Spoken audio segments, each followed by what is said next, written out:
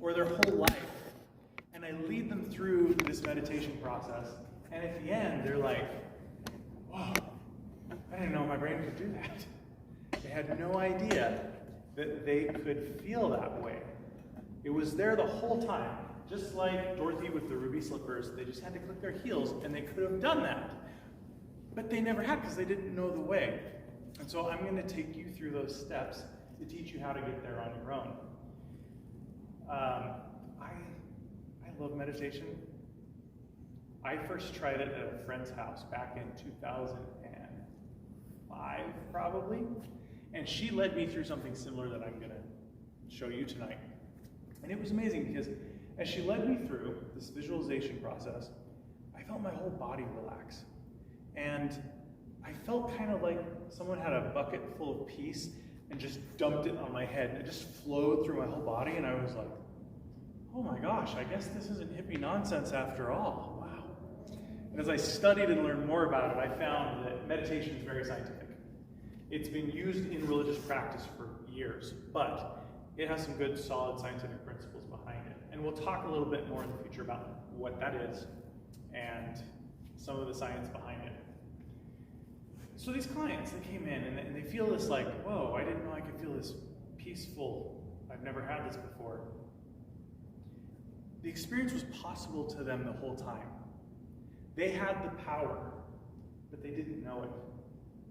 And that's so similar to so many things in our life where we have power to do stuff and we don't know that we do.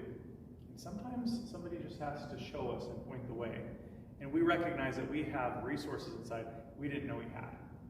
So I'm excited for you to find some of those tonight. You see, all of us, we're like cars. Cars have gears. You know, who's driven a manual transmission before? Okay, almost everybody. Even the automatic cars have gears in them. So you sit down in the car, you put it in first, and then you can go from a stop up to about 15 miles an hour, and then you need to go faster than that. You shift into second, and most cars have a good 4 or 5 gears in them, sometimes 6. And we are just like that in that we have different gears that we can shift into, different emotional gears that we can exist in. But the thing is, we often just choose like one, usually, and it's usually not an amazing gear to be in. Just think about how terrible it would be if you could only use one gear in your car. It's time to go to the store, and you've got it in first, and you're doing 15 miles an hour, and it's just like, that's not useful. You want to have more gears because more gears allow you to do more. It provides a more versatile life experience. And when it comes to emotions, that engine noise is a bad idea. When it comes to emotions, we can do more when we're able to shift into these other gears and have this wider experience with our lives. We basically have a default state. You know, we talk about there being different types of people, like, oh, they're a nice person, they're an angry person, they're a grumpy person, they're an anxious person. What we really are talking about is those gears, saying that this person usually just stays in their one gear and they don't shift. And then that just kind of becomes their thing and their identity, and sometimes they even think that that's some kind of fundamental part of who they are, and they can't shift into that. I felt that way before when I was younger. I was kind of the suspicious, paranoid, grumpy person, and to be happy was kind of weird. Like, that's not me. No, I have to stay in this state, because then I wouldn't be myself. Kind of silly. You've seen these kind of people, like the pessimistic type, where you're telling them about some awesome thing you want to do, and immediately they're pointing out all the problems and why it won't work. Or you're asking them to do something, and they're like, no, I couldn't do that. It's like they don't even give you a chance to explain it. It's just immediate, no, I can't. There's consequences that come with that, though. When you start to see problems before possibilities, you limit yourself in so many ways. There's so many opportunities that you could have, so many experiences you could have, all because you're stuck in that one gear and you're unwilling to shift out of it. Then there's a gear called overwhelmed. Who has experienced that gear before? That's a Wait, fun that's not supposed to be our default gear. Yeah, weird, right? You know, you can do something different. It's weird. When we're in overwhelm, that messes with our perception. We will be moving through normal life, and one bad thing can happen, and that can be enough to just completely derail our whole day, because we're already just on the ragged edge of sanity, trying to keep it together. One thing hits us, we can't handle it. Our emotions are all built up inside, and they're at a level where it's like our cup's full. We have no room for anything else. We try to get stuff done, and it distracts us because we have all these anxious thoughts in our brain. It causes stress responses in our body, so our biomechanisms kind of break down. Being in that gear can be really rough, and it's even harder on relationships. Because if you're always walking around in a state of overwhelm, then you're wrapped up in your head. And when someone comes up to talk to you, rather than having an experience being present in this moment with them, being able to see them and connect with them, we're just worried, and our brain's going a million miles an hour. And so our kids come up and they try to talk to us, and we're not there, and they can feel it. They feel that gulf, that separation, and whether they know it or not, it impacts them. Overwhelm can have some real issues. There's a lot of gears that we like to choose, and they're not often great ones usually. So we've got other gears, and we have other ways that we can live, other ways that we can act, other ways that we can just exist. Most of the time I've noticed people kind of alternate between two gears. There's usually one that's like kind of an angry state or a get it done type of state, and then the other times where we're just letting the emotions smash us and we feel miserable. So there's either like the low points where we just feel sad, or the points where we're like, okay, I'm getting stuff done and I don't care what gets in my way, and it's kind of the overwhelm mode, but we're going for it, trying to ignore all of our problems. We start suppressing our emotions and burying them deep. You guys have never experienced that, right? You bump the person next to you and tell them, and you need to shift your gears, friend. Because isn't that the way it is? We alternate between totally stressed out or just totally bummed. We get kind of stuck in that. We're okay as long as nothing rocks the boat. This is the state that people call fine, right? You ask somebody, how you doing? Fine. Just don't touch me. Don't get near me. Don't give me any other problems and I'll be all right. But the slightest little thing can throw it all off. And that's not really a great way to live. That's kind of like living as nitroglycerin. You ever seen nitroglycerin on YouTube? You can just touch it with a feather, boom, and there's an explosion. That's what dynamite's made out of. So that's what we can live in this state of overwhelm, in this state of anger, where we're just trying to be okay. But we don't have to live in that state. We can shift into a much better state, and it can be joyous, because I don't want to live my life where I have my circumstances choosing my state for me. Because that's kind of how it happens, right? We let life determine our state most of the time. If something bad happens, then we have a bad day. How often do we say, well, that ruined my day? So much for that. I don't want life to be like my personal assistant, where I wake up in the morning and my personal assistant's like, good morning, Mr. Jefferson. It's going to be a terrible day. I just wanted to remind you that you're going to lay in bed for 30 minutes because you don't want to get up. And when you finally drag yourself out of bed and get to work late, you're going to be miserable the whole day. Remember, you have a meeting at 10 with your boss, he hates your guts. Have a great one. I don't want that. I want to be in charge of my life. I want to make the decisions, and I want to consciously choose the gear that I'm in so that I can live in a happy state all the time, or as close to all the time as possible. Because if we don't choose our own consequences, life chooses them for us. And usually they kind of stink. So what if instead of constantly trying to run from our emotions, we could choose to be present with them and process them? What if instead of running around frantically, always feeling behind, we had this sense of inner calm and inner stability? That's something that's possible. There's some people that say, you can't do that, you can't control your emotions. Whether they know it or not, like that's one of their deep beliefs in their mind, that I am a victim of my circumstances. And the things that happen to me determine how I feel. So if life's going well, I'm happy, but if not, it's not great. When we have that lie buried deep inside of us, rather than trying to control ourselves, we start trying to control our environment. And how does that work out? Because our environment consists of nature. Good luck stopping the storms when they show up. And it consists of controlling other people, our family members, our friends. Because remember, when we're in that overwhelmed state and our cup is full, we don't want anything to rock our boat, or else we'll fall out of it. And so we're trying to control everyone else's behavior and expending so much energy to do so that we just burn out. And it never works anyway. And when the kids start to feel that they're being controlled, they start to rebel, because all humans need to feel like they have a sense of control in their life, kids too, and maybe kids especially. And so again, it starts messing with our relationships, all because we're not choosing to take care of our own self and to choose our emotions. See, the responsibility for our emotions lies inside of us. And when we don't think we have it, we now start pointing to things in the environment. We start blaming, saying it's your job to make me feel good.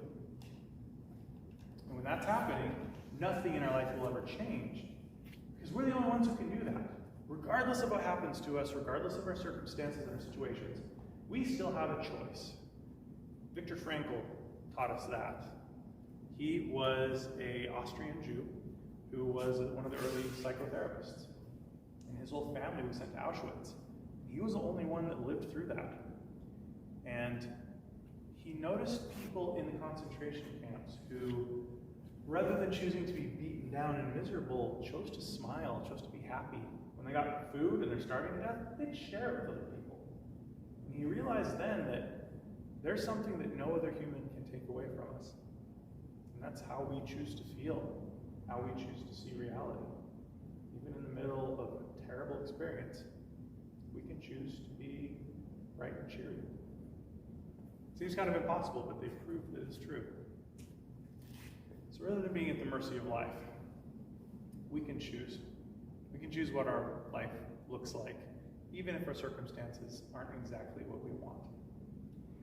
You know, a couple weeks ago, my renter downstairs in our basement called me. And she said, hey, you just flushed the toilet and it showed up in my bathtub. And I was like, oh, great. And she said, by the way, I'm quarantining for COVID right now because I may have been exposed, so no one can really come down here either. I'm like, okay, I'll think about what to do and call you back. And I hung up and I was like, ah! And I started yelling the 4-letter words at the ceiling, and the paint was like peeling off, like, oh no, I made it 40 years, but I can't handle this anymore. And it's cracking and falling off. And Heidi was like, stop. This isn't gonna help. Just calm down. We gotta fix this problem, and you being upset about it will not change the facts. And I was like, okay, we need to call a plumber and see if they're okay coming over with a mask on. And we called our guy, and he was busy the whole night. And I was like, okay, maybe I could rent a snake myself. And so I rented a snake, and I went to Home Depot, and it was just, I mean, not a great night, really, but I saved like $150. So, you know, not bad. Now, that was a very different experience from the one that happened the next week when we realized our sewer line's kind of messed up, because this is the 4th time in a year that we've had to get a snake and unclog the pipes. We knew when we bought the house there were some roots getting in there and we have to replace it eventually, but we're hoping not within the first year. And so I knew, hey, this is going to be a major expense. We'll get the people over and we'll get a quote, and that'll be that, and I'm just going to accept it. I went in choosing how I wanted to feel, and I prepped myself for it. I did the research to find out how much it was going to cost. And so when the guys said, yep, you need to have the whole thing relined, it's going to be $9,000, I was like, okay. All because I chose to say, this is just a rite of passage. This is what homeowners do. They have to replace water heaters and their roofs, and they have sewer problems to deal with.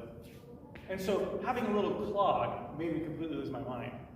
But choosing to handle my emotions made a $9,000 hit like, cool, I guess I'm actually an adult now.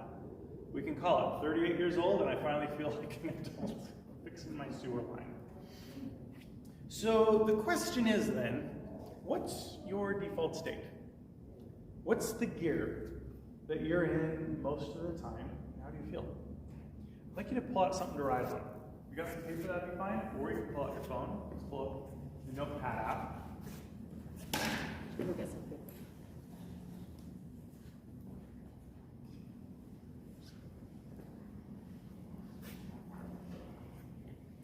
And I want you to think about, first of all, what would you call it? What is this default state that's kind of your groove? And if you're wondering, you may want to think, if I asked a friend or a family member, what would they say? What's it like to be around me? What's the emotional state that I usually exist in?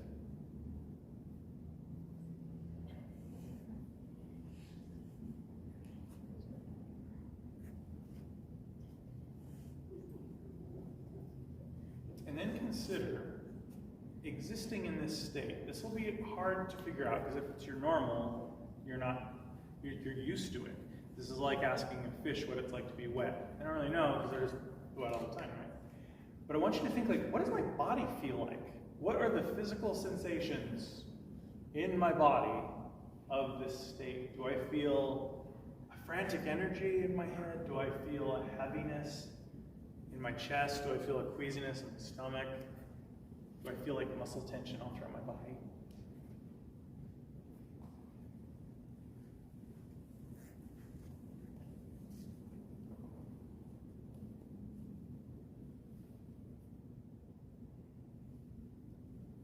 And then start thinking about what your brain does during those times. What are your thoughts like? What kind of patterns do you notice?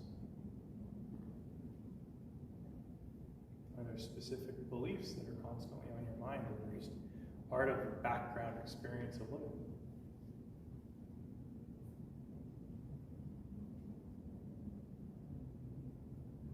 What are the main emotions that show up? There's probably a mix.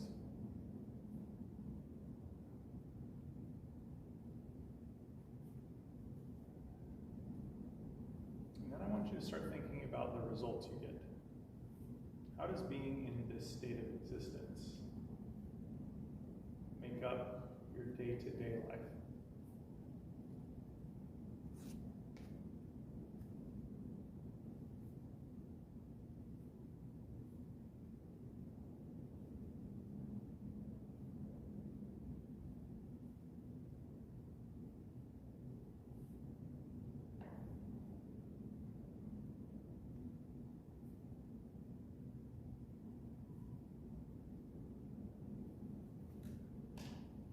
What kind of results do you get in just the way you feel? What kind of results do you get in pursuing goals in your life?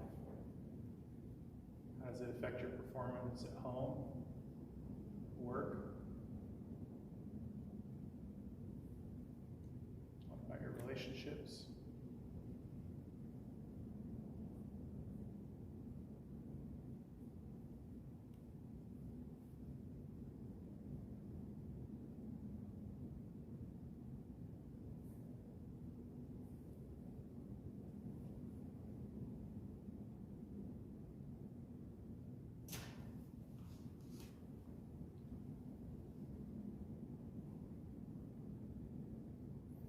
And then I want you to think about what results you'd like to have instead.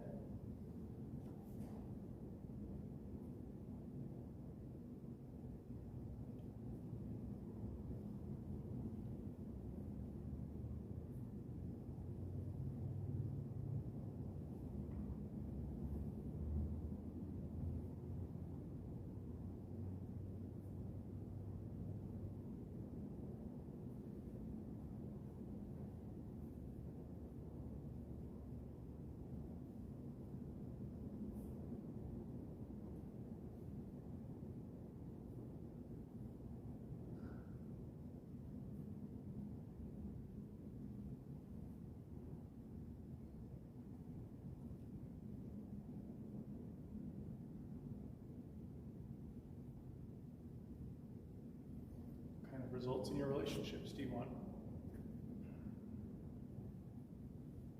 What kind of results at work? What kind of experiences do you want to create?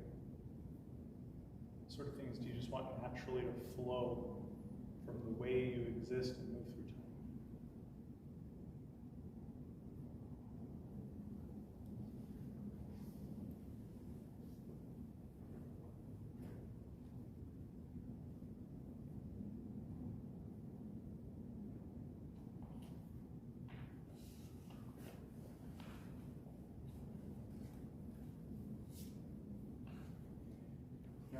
ask yourself, what would your state need to be in order to start getting these results? What would that look like?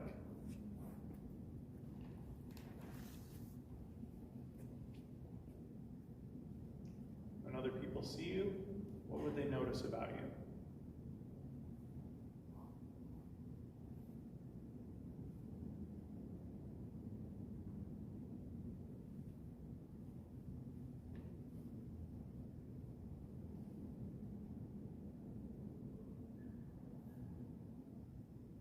What would it feel like to exist in that state?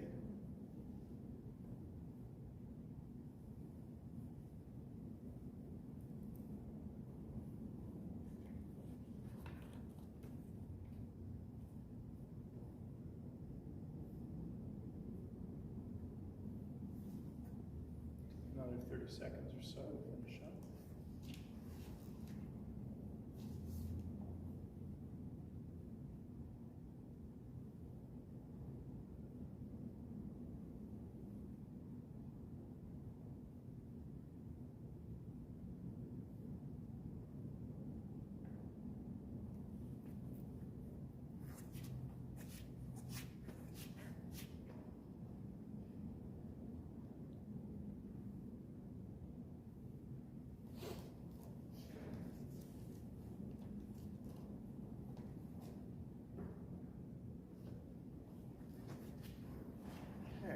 Who'd like to share the results they want and the state they would need to have to get those?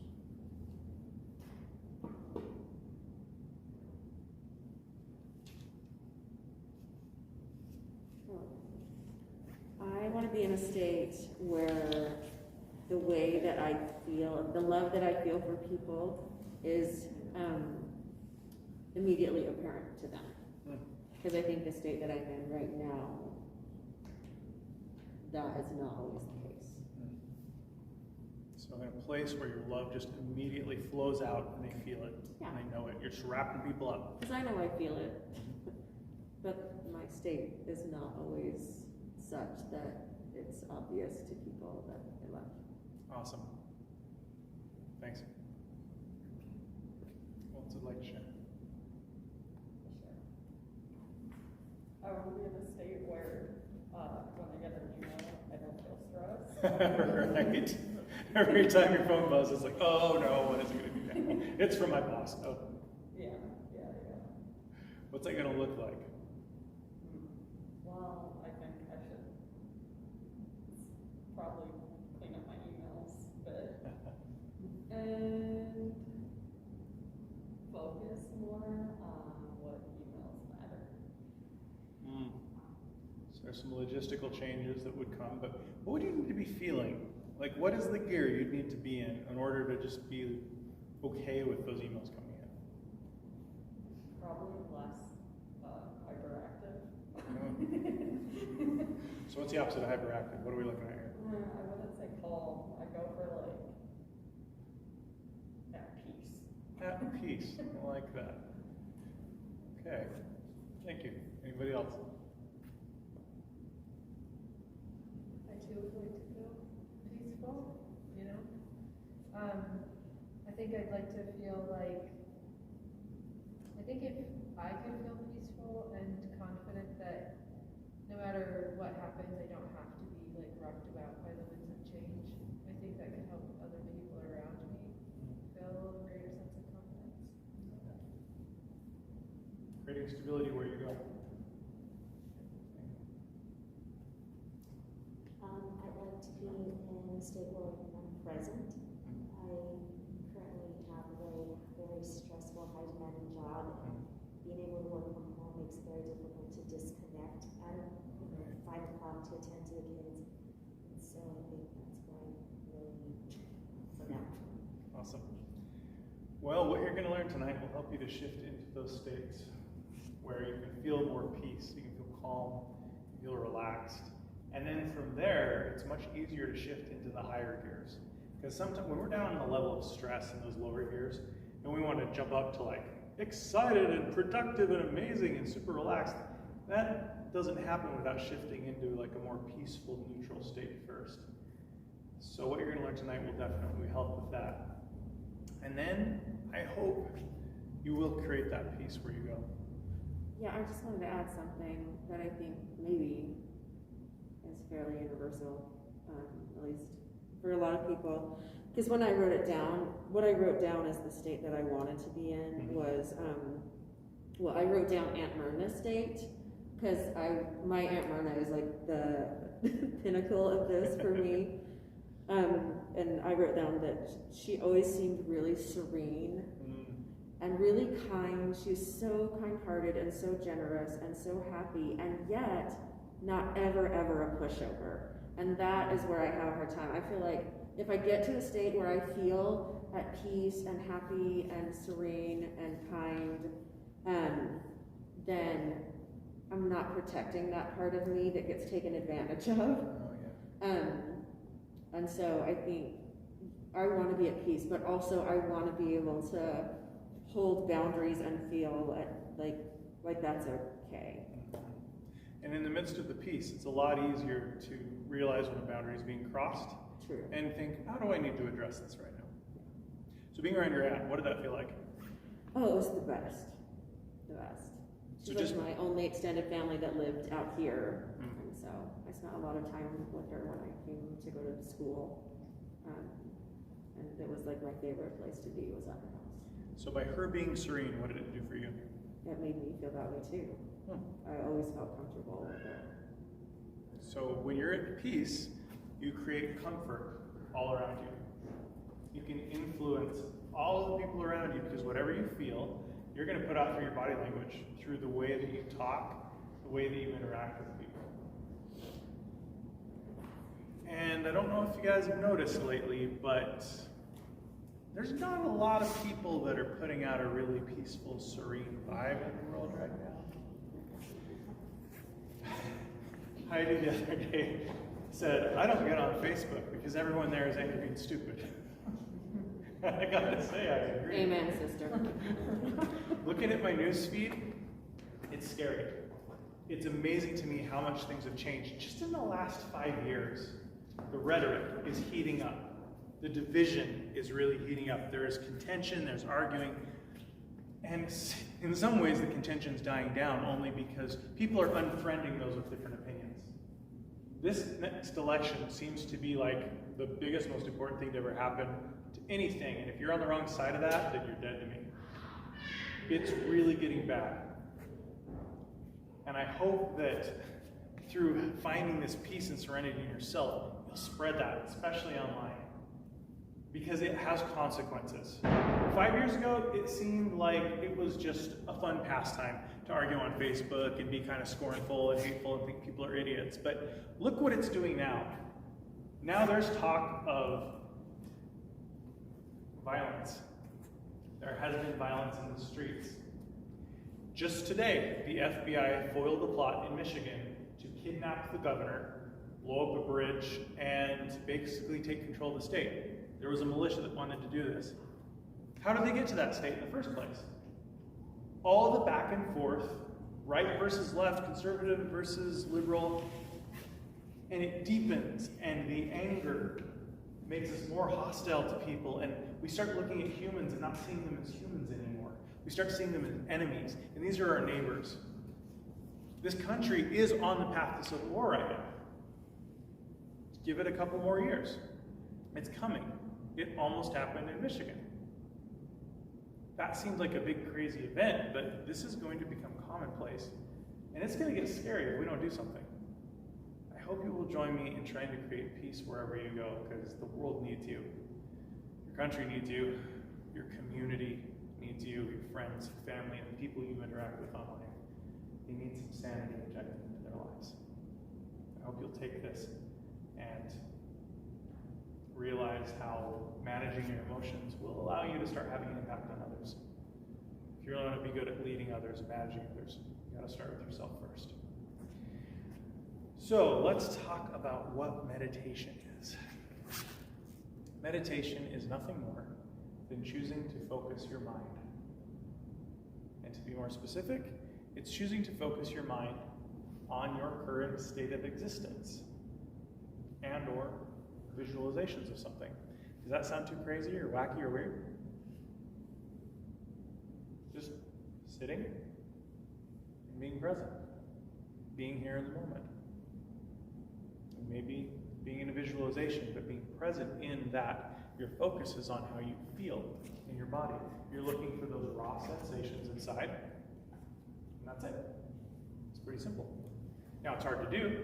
What meditation is not, and what you probably heard that it is thinking of nothing. Has anyone ever tried to think of nothing? You can't do it. It's so frustrating. And then you sit there and go, this doesn't work for me, I'm done. When really, you're just supposed to focus on what you feel, and every time you get distracted, you just gently pull your attention back from wherever it went and bring it back to your body. Just be here. And then you start thinking about what you're going to do after the class, and you go, oh, come on back. Here we go. Oh, I need to get a Winco tomorrow. We're definitely out of soap. No, oops, okay, come on. And when that happens, you don't get frustrated. If you're getting frustrated, your focus is now on, dang it, why can't I be focused on my body over here? I just hate that I can't focus on my body. There, it doesn't work. So you have to just notice the frustration, just like any other thought, and go, oh, that's okay. Back to my body, just here, just watching the thoughts float on through. Does that sound doable? If you're not able to get to an incredible state of ultimate relaxed nirvana tonight, there's a pretty good chance of that. And don't walk away from this thinking that you failed if you haven't felt that. Because if you're just able to sit and mindfully watch yourself, watch the thoughts come in and feel a sense of acceptance towards them, that's it. For the mindfulness class, if you were here last month, you learned that mindfulness is being aware of what you're thinking and feeling and accepting it. Most of the time it pops up and we only have a background awareness because it's usually something we don't like. We have a worry creep up and we're like, oh, I don't want to think about that. Run away, let's think about something else. Oh, look at the wall. Oh, that's great white wall. Wow. Anything to get our mind off of it. We just suppress the emotions, we squish them down, and we refuse to be aware of them. And if the emotion's there and we can't turn away from it, we're frustrated that it exists and we want it to go away. And like, why do I have to feel you? Just go. And then it stays longer. Every human being I've ever met struggles with feeling emotions. It's an intense experience. Nobody ever taught us what to do with them. And so it's natural for us to try to run away, cover them up with some kind of an addiction, or be super busy all the time so we don't ever have to stop and think and feel. But the reality is, when you allow yourself to be fully aware of the emotion, not wrapped up in the thoughts that cause it, but just in your body, in the emotion, like, what does this feel like in my body? I feel a lump in my throat. How big is it? Not that big. Gone around. Ooh, nope, it's oblong. Oh, okay. You find pretty quickly that it's not that bad. It's unpleasant. But if you just sit and watch the feeling in your body, you're like, oh, this is not nearly as bad as I thought it was. You find that big mastiff you've been running from is actually like a chihuahua, and you're like, oh, that's not terrible. I can deal with this. I can definitely deal with this. So I'm going to lead you through this process tonight, and we're going to go through a body relaxation exercise. I'm going to help you get mindfully focused on what you're feeling in your body, and then I'll take you through some visualization. And you'll basically get to experience the two major forms of meditation. There's really more than two, but the most common forms are just the mindfulness, being aware, and visualizing. And there's a transcendental meditation, which uses mantras. But that's just trying to get your mind to quiet itself down. But we'll do the other two. They're very powerful. So, as we do this, you're going to hear cars. There's a siren every single time we do a class here at the library. The ambulance will go by. Kids will come out of the elevator and squeal. Phones will go off. That's normal. Distraction is normal. So when this happens, you're just going to note it, and you may want to give it a name. Call it something. And you'll notice outside distractions, but you're also going to notice distractions from within too. Old fears and worries will pop up, things that make you sad. And when they show up, Just give them a name and be like, oh, hello. Hey, Nancy, thanks for coming. I appreciate you being here. And once you've kind of named it and welcomed it, then you can just return your attention to where it needs to be. So we don't get frustrated, we just go with it, all right? First, before we go any further, actually, I should teach you about breathing, because that's kind of important too. When we get stressed out, we stop taking full breaths with our lungs. Your lungs go down low. Your diaphragm's down here below your ribs. And it's supposed to fill up your belly, make it look like you ate watermelon for dinner, or an entire watermelon for dinner, in my case. So when you breathe, rather than doing the short breaths up top, like shallow, like your shoulders really shouldn't be moving, just your belly. So I want you to put your hand on your stomach and pop that out proudly as far as you can possibly go. And then deflate it like a balloon.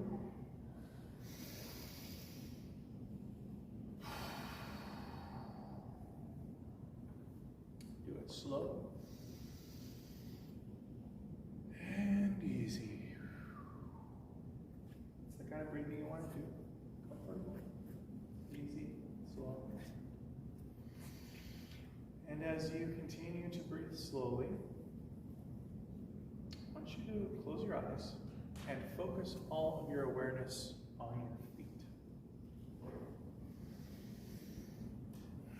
I want you to pay attention to the signals that are coming from your feet that have been there the whole night, but you probably haven't noticed them. Things like what it feels like to wear shoes. Your toes are being squished together. Maybe your feet feel hot. Maybe they're achy and tired. But whatever you find in your feet, just greet that with a sense of acceptance.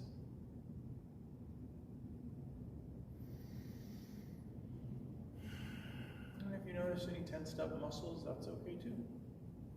You can give those permission to relax if they want to. Let tension drain out of them into the floor. Then move your awareness up into your ankles. Put all of your focus there. Notice the ankle bones on the inside and on the outside of your feet.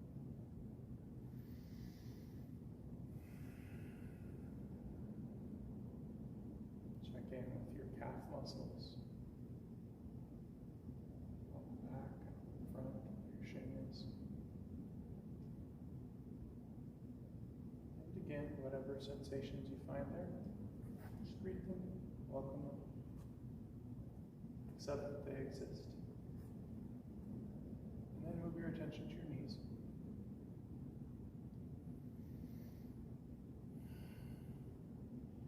Check in with the right, the left, feel the kneecap, the joint underneath.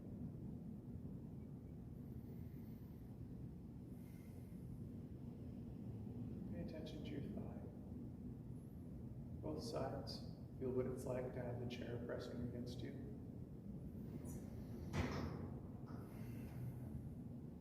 Notice the sound of the door. Move back to your leg.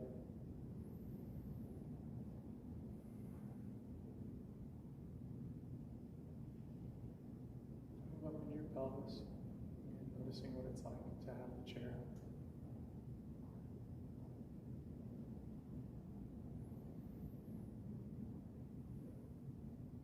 Accept what you find there.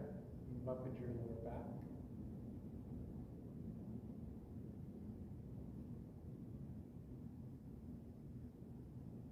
As you're looking at your lower back, move around to the sides, feeling your abs. Feel them on the front. Keep breathing deeply.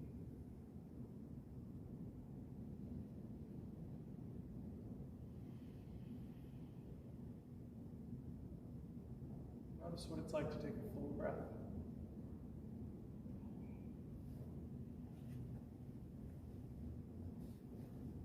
Notice how your muscles expand and contract. Accept what you feel there, and then move up into your rib cage. Feel your rib cage move as you breathe. Feel what it's like to take a full and complete breath.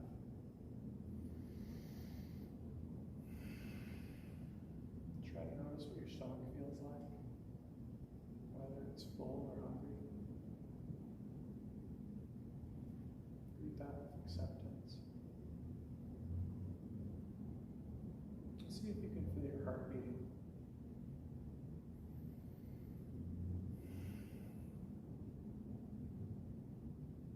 Pay attention to your shoulders.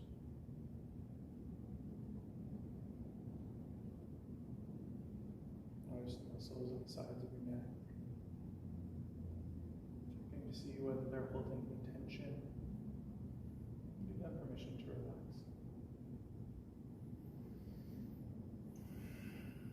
Feel your upper arms. Notice your elbows.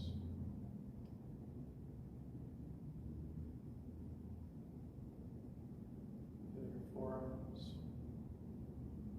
Both sides. Your wrists.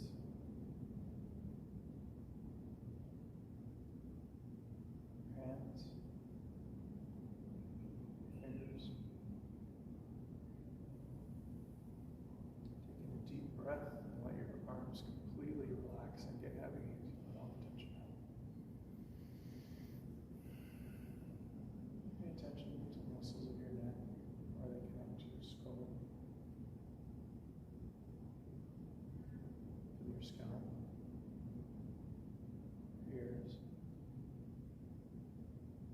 muscles of your forehead and eyebrows. See if they're holding any tension there. Let them relax. The muscles around your eyes, your nose, around your lips, your jaw. And let all the tension drain out. Now with your body feeling more relaxed, I want you to go to a place in your mind, somewhere that you've never been before, somewhere in the outdoors, a place that is incredibly beautiful, and also a place that is safe, where you can be by yourself and feel absolutely secure. This may be in the forest, on the beach, might be in the mountains or the desert.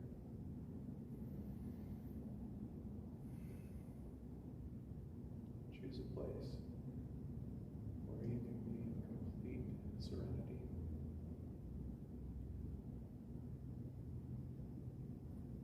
And begin to look around this place. Notice what kind of vegetation is around. Whether there are trees, grass, shrubs, flowers. Notice the shades of green.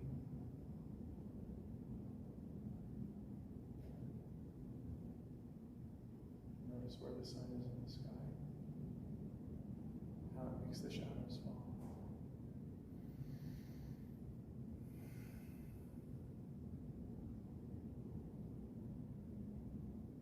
Pay attention to the clouds, seeing if there's anything floating by.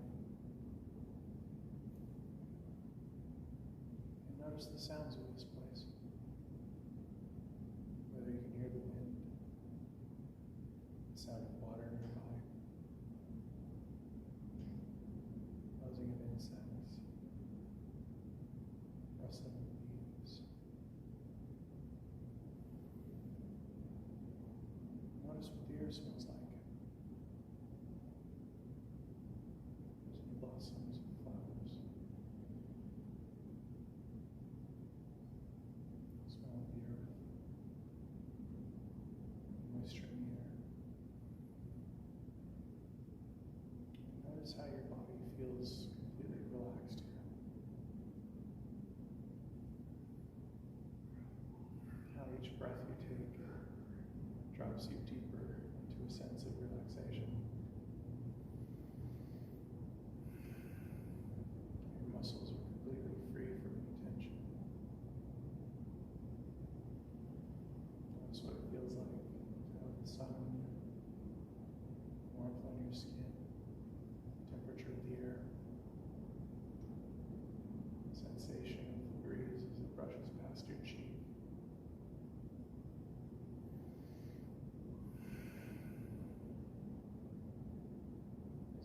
this beautiful place. Notice what your body feels like here. Notice which part of you feels the most relaxed, the most pleasant. You may notice a kind of warmth, kind of gentle peace inside. Maybe a sort of tingling. Or maybe you just have spots that feel almost nothing. So quiet and so relaxed, they're just at peace.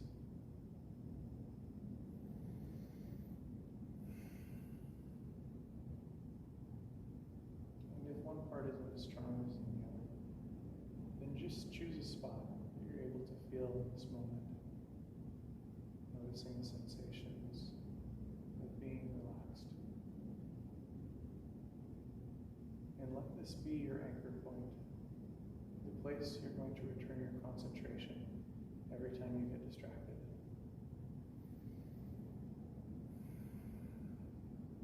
Anytime an emotion arises, or thought, or something in your environment, notice that thing that distracts you. Give it a name, welcome it here, and then gently return your focus back to that point in your body.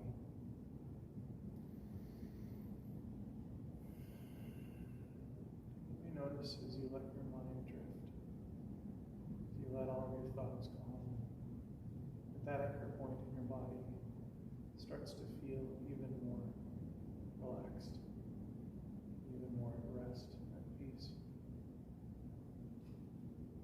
And you may find that by focusing on it, you can make it get stronger. Take a moment to be mindful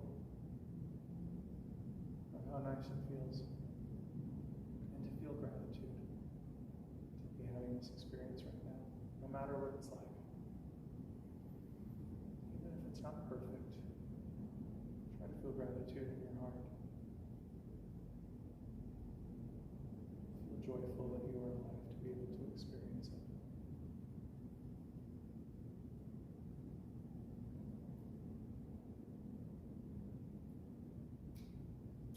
As you scan through your body, you may notice that there are spots of you that are still holding on to stress. And that's okay. Let them know that they can completely let go if they want. Regardless, enjoy the sense of peace in this beautiful occasion. Everything in this place was made to bring you joy. It's as if the very earth rejoices to have you on it. All things reach out to joy, cheer you, comfort you, and bring you peace. To let you know that you are loved, that you are safe, and that you are your perfect self. There's nothing you need to change. You can be just as you are. And feel this peace. Feel this love. Feel this gratitude. Notice what your anchor point feels like. And continue to feel joy in it. In this beautiful place, there's nowhere you need to be. There's nothing you need to be doing. You can be just as you are. And experience the peace of just existing without having to take any action, without having to earn your value, without needing anyone's approval. You are right where you need to be. You are just how you need to be, with all of your imperfections. Just right.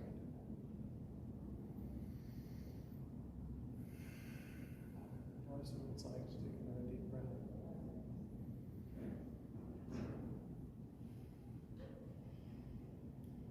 And off in the distance, notice that there's a tower. And as you look towards the tower, you start to fly towards it, feeling totally free, feeling the joy of flight. You fly up to the top with no fear of heights. You stand on the top of this tower, looking down, noticing the ground underneath you. And you're so high up, but so safe, that there are even clouds beneath. And you watch them as they arise on the horizon, as they gently float towards you.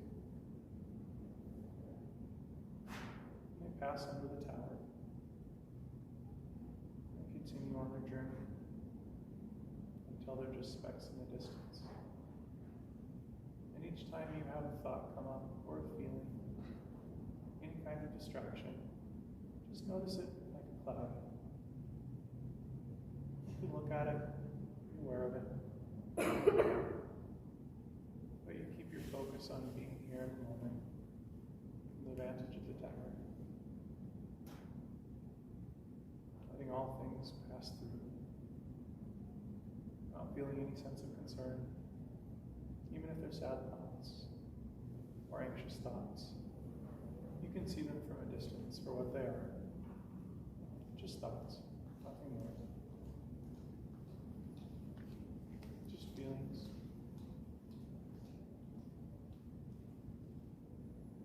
Continue to take those deep breaths.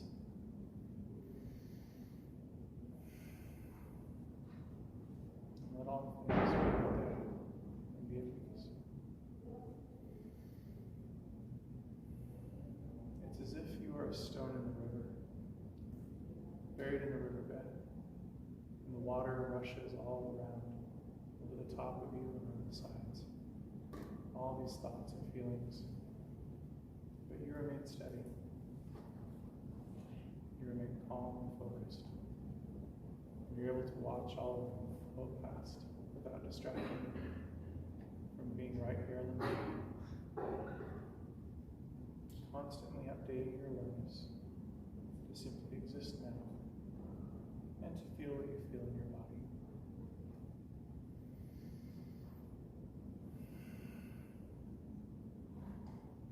Take a moment to again look around this beautiful place you created and know that you can return here at any time. This place will be waiting for you just as it is, and you can return to this feeling. But as soon as you're ready, begin bringing your awareness back to this room.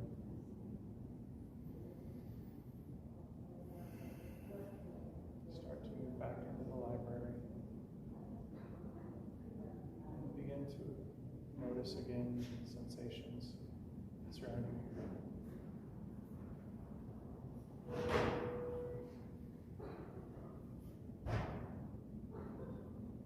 As soon as you're ready, open your eyes.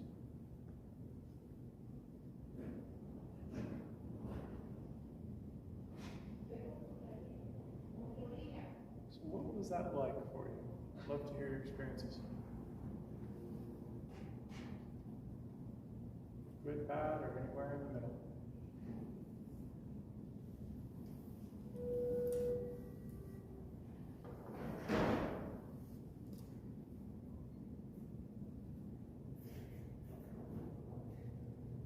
Really great for me.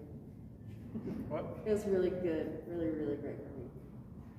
I love the idea that I can go to a place that is 100% safe and all of the details that only I could care and be there. A little bit frustrating when I got distracted.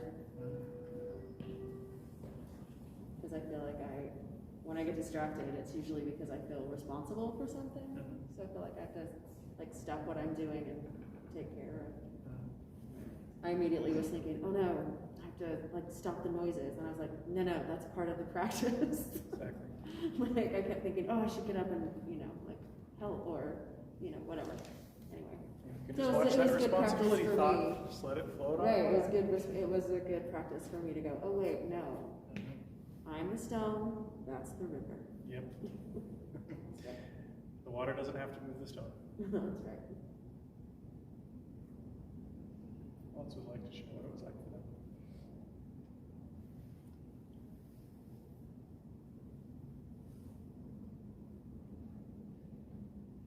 I'm in a lot of places like one's harder and easier. Like all at the same time. How is it harder and how is it easier? It was surprising how simple it was. Like my social media, here's a piece of flour, here's a piece of sour distraction. Like, but to say, yeah, here's your name. Then what was the other question? You just come up with these and here's what you're here. Was really easy for me to do. It was like repeating it to me several times. I tried this time. Because then it felt like, oh, it's a promise. You did it once. And then it kept happening again and again. And then it really felt like frustration for me. And so then it was like, never should be distracted. And frustration back. And had this, like, I came to a conclusion. The conclusion that was difficult to do. And that was that. How do I explain this? It was, oh, like I have choices here, you know, like I can leave the meditation which doesn't serve me, you know, but I can get into this feeling of like, oh, I want to just like go and fix all the noises and, you know, or all the distractions and but then I realized, well, that does have a cost, you know, like I could do that, but it does come at a cost. It doesn't come at like it's not always free. So like, well, what is the cost? It's, well, I leave my meditative state and I enter a more stressed and more like, you know, negative state of mind. And that would be there, and that would be a new pattern. So it's like, well, do I want to do that? And then it became like, oh, no, I actually don't want to do that. I'd rather stay here and everything, you know. Easier said than done. Right. But it's still a choice. Yeah. That's great, thank you. Anybody else?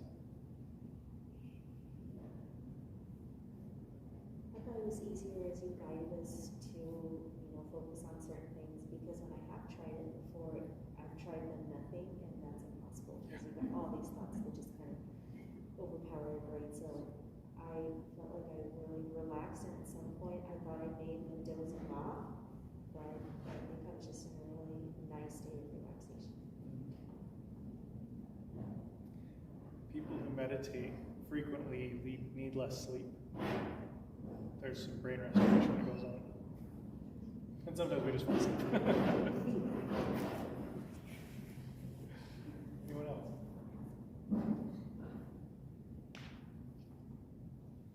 I think that I had a moment where like it was working and I was like picturing the place, you know, and then I had a judgment of how I'm not good at this, and it really like shut down like my creative mind, you know, like I started to think like, oh, you can't picture a place, like you're not good at this, you know. So I tried to like kind of breathe through that and continue anyway, and it started to work as I held on to like, I guess a belief in my brain, like you can picture things in your head, you know what I mean? I just thought that was interesting that the moment I thought like, I can't do this, and then I couldn't. And then tell your brain, I can't. It goes, okay, I guess we can. And it shuts you down. You lose access to resources that are there. I used to be really bad at visualizing. I'm still mediocre, but I've grown. I used to be horrible. And now it's getting easier and easier. And it's something I found that you can develop like a skill. And it's not I'm going to focus on this so hard. It's more of a relaxed energy. Just let it bubble up. Let it naturally happen. Anybody else?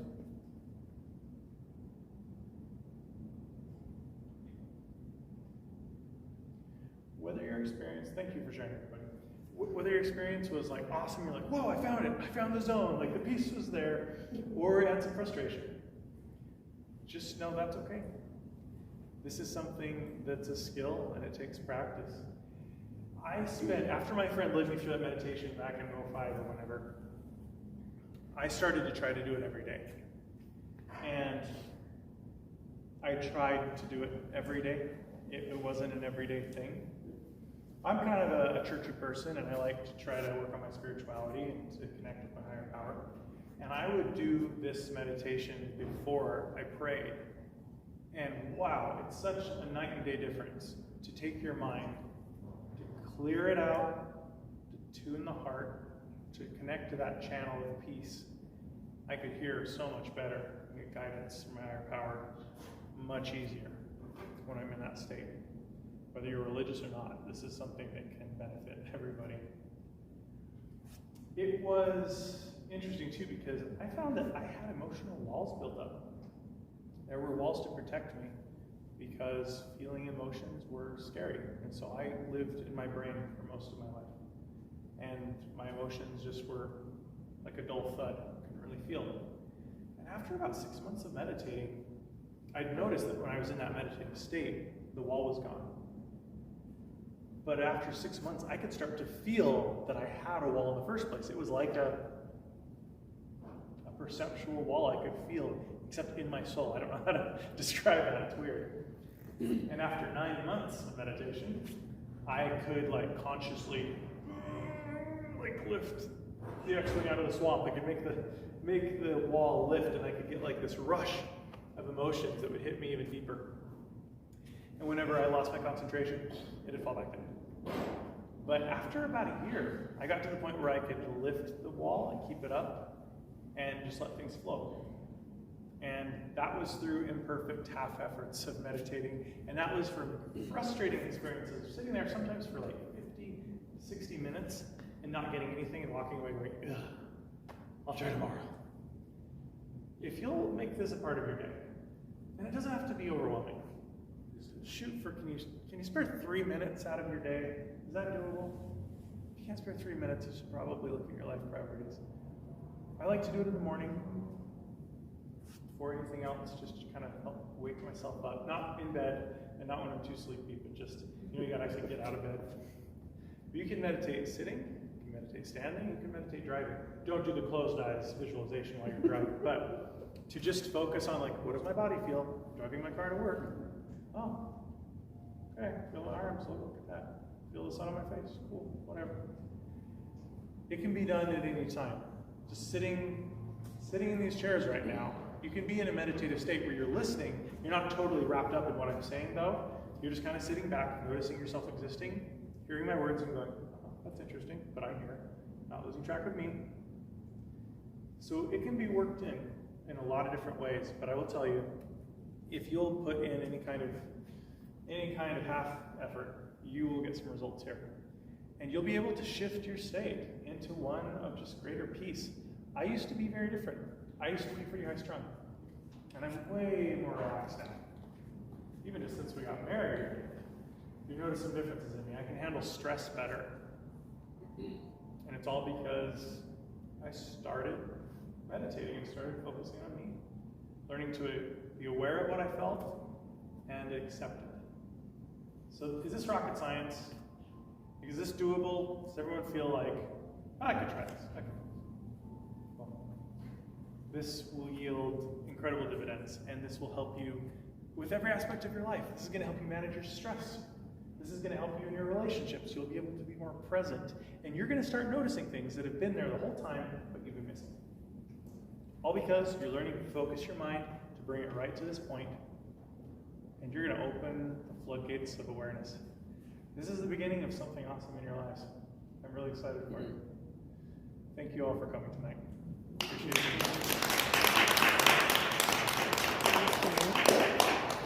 So anybody